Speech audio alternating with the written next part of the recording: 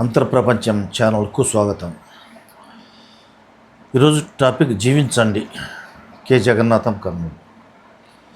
మీరు ఏ కళ నేర్చుకోకపోయినా పర్లేదు, ఏది పొందకపోయినా పర్లేదు, ఏది అనుభవించకపోయినా పర్లేదు, కనీసం జీవించండి. జీవించే కళను నేర్చుకోండి. జీవితం అనేది జీవించడం అనేది చాలా గొప్ప కళ. కానీ జీవించే కళను మనిషి నేర్చుకోలేకపోయాడు. కానీ పక్షులు, జంతువులు, నక్షత్రాలు, నదులు, వాగులు, వంకలు అన్నీ కూడా జీవించే కళను నేర్చుకున్నాయి. జీవించే కళను నేర్చుకోని వారు ఒకే ఒక్కరు, మనిషి మాత్రమే జీవించే కళ నేర్చుకోలేకపోతున్నాడు. తను ఎప్పుడూ పిసినారిగానే ఉంటున్నాడు. పుట్టినప్పటి నుంచి పెద్దగైన వరకు పర్వాలేదు, కానీ ఒక ఊహ వచ్చిన తర్వాత, మనసు ఏర్పడిన తర్వాత ఒక బిచ్చగాడిలాగానే ఉంటున్నాడు. తనకు ఏం లేదన్నటువంటి భావనలో ఉంటున్నాడు. కాబట్టి తను జీవితం సక్రమంగా జీవించలేకపోతున్నాడు. జీవితం అంతా దుఃఖంలో ఉంటున్నాడు. దుఃఖంలో పెరుగుతూ, దుఃఖంలో ఉంటూ, పోయేటప్పుడు చనిపోయేటప్పుడు కూడా దుఃఖ భారంతో చనిపోతున్నాడు మనిషి. ఏ జంతువులు, పక్షులు, వృక్షాలు ఇవన్నీ కూడా ఏవి కూడా దుఃఖంతో చనిపోవడం లేదు. హ్యాపీగా బతుకుతున్నాయి, హ్యాపీగా ఉంటున్నాయి, హ్యాపీగా జీవిస్తున్నాయి. అంటే వాటికి ఇవన్నీ లేవు కదా అని అనొచ్చు. అవి ఏం లేకపోయినా హ్యాపీగా ఉన్నాయి. జంతువులకి, పక్షులకి సెల్ ఫోన్ లేవు, కలర్ టీవీ లేవు, కార్లు లేవు, మోటార్ సైకిల్ లేవు, కనీసం సైకిల్ కూడా లేదు వాటికి. పక్షులకి ఆధార్ కార్డు కూడా లేదు. పక్షులకి రేపటికి తిండి గింజల గ్యారెంటీ కూడా లేదు. రేపటికి నీళ్లు దొరుకుతాయో, అన్నం ఉంటుందో, మేత ఉంటుందో తెలియదు. అయినా హ్యాపీగా ఉంటున్నాయి. నీవన్నీ ఉండి అన్హ్యాపీగా ఉంటున్నావు. తేడాన్ని ఇక్కడే మనిషి యొక్క తత్వం ఇదే.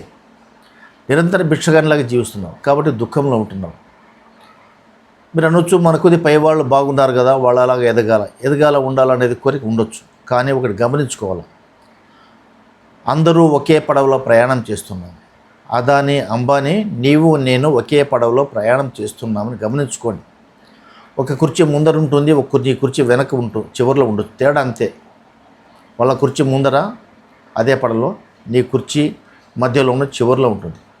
పడవ మాత్రం అది, నావ మాత్రం అది, స్టీమర్ మాత్రం అది.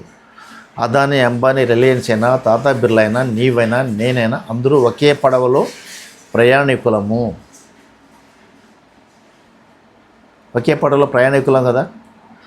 కొంతమంది కొన్ని సౌకర్యాలు ఎక్కువ ఉండొచ్చు, కొన్ని సౌకర్యాలు తక్కువ ఉండొచ్చు. మెరుగైన సౌకర్యాల కోసం కృషి చేయవలసినదే. కానీ ఎంత వచ్చినా నీ దుఃఖం తీరడం లేదు. చిన్నప్పటికి ఇప్పటికి ఎంత ఎదిగావు? అక్షరముఖ రాలేదు. ఒకప్పుడు అక్షరాలు నేర్చుకున్నావు, కొంత ఉన్నావు, కానీ దాంతో సక్రమంగా తృప్తి లేకుండా పోతుంది. కాబట్టి మనిషి జీవితంలో జీవించకుండా జీవితం వేస్ట్. కానీ జీవించాలని జీవిస్తున్నావు, కానీ బ్రతుకుతున్నావు. బ్రతకడం వేరు, జీవించడం వేరు. ప్రతి క్షణం, ప్రతిరోజు జీవించండి. ప్రతి గంట జీవితం, ప్రతి క్షణం జీవించండి. నిన్న ఉన్నావు, మొన్న ఉన్నావు. నువ్వు మొన్న జీవించలేదు, నిన్న జీవించలేదు. ఈరోజు బాగుంటుందని ఈరోజుకి వచ్చావు. ఈరోజు సక్రమంగా జీవించడం లేదు. రేపు బాగుంటుందో అనుకుంటున్నావు, రేపు వస్తుంది. రేపు మళ్ళీ ఏమనుకుంటావు? ఎల్లుండి మళ్ళీ రేపటి కోసం రేపు బాగుంటుందా? రేపు ఎప్పుడూ రాదు. రేపు వచ్చే సమస్య లేదు.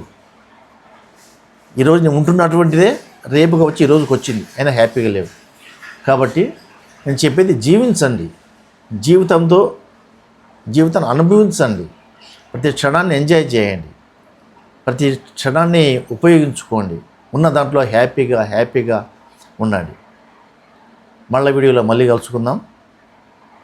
ఈ వీడియో మీకు నచ్చినట్లయితే సబ్స్క్రైబ్ చేయండి, షేర్ చేయండి, లైక్ చేయండి.